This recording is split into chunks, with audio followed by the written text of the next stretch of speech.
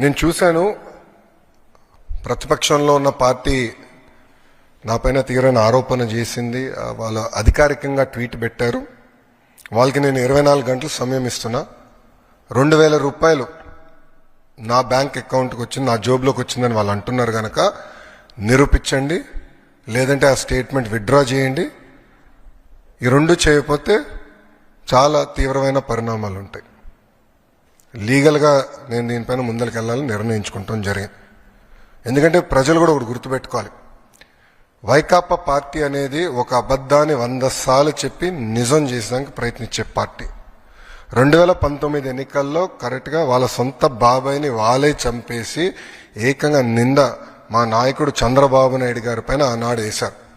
మేము ఆనాడు సమర్థవంతంగా తిప్పికొట్టలేకపోయాం కనుకనే ప్రజలు నమ్మారు.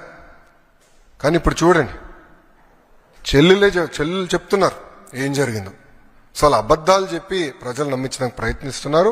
ఈ 2,000 రూపాయలు నేను ఆ ట్వీట్ని నేను చదివాను. ఆ 2,000 రూపాయలు నా జోబుకి వచ్చిందన్నారు.